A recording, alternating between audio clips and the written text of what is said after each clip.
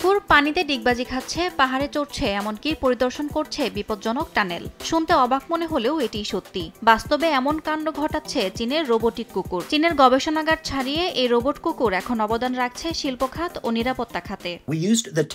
স্বাভাবিক কুকুর খুব বেশি উঁচুতে লাফাতে পারে না, কিন্তু আমাদের তৈরি রোবট কুকুর মাটি থেকে প্রায় ৮০ সেন্টিমিটার পর্যন্ত লাফ দিতে পারে। এই রোবট কুকুর শুধু বিনোদনের জন্য নয়, বিপজ্জনক পরিস্থিতিতে তারা মানুষের সহায়কও হতে পারে। ভূগর্ভস্থ টানেলে গ্যাস লিক শনাক্ত করা কিংবা ধসে পড়া স্থানের মানচিত্র তৈরির মতো কাজেও সক্ষম তারা। সিঙ্গাপুরের বিদ্যুৎ টানেলে নিয়মিত নজরদারি চালানো সহ শিল্পক্ষেত্রে জটিল কাজেও ব্যবহৃত হচ্ছে এই রোবট কুকুর। আমি মনে করি পণ্য উন্নয়নের গতি, পরিপক্কতা এবং খরচের দিক থেকে চীনের রোবট বিদেশি প্রতিদ্বন্দ্বীদের থেকে অনেক এগিয়ে আছে। ভবিষ্যতে এই সুবিধা আরও সুস্পষ্ট হবে।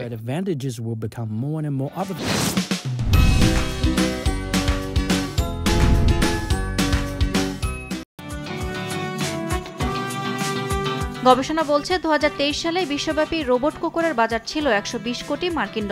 ২০৩১ সালের মধ্যে এই বাজার ৪ গুণ বৃদ্ধি পাবে বলে ধারণা করা হচ্ছে। তখন বাজারে আসবে ৫,৬০,০০০-এর বেশি বুদ্ধিমান ও নমনীয় রোবট কুকুর। চীনের প্রযুক্তিগত উৎকর্ষের নতুন দিগন্ত উন্মোচন করেছে রোবট কুকুর, এমনটি বলছেন গবেষকরা। ইয়াসমিন অনন্যা, সময় সংবাদ।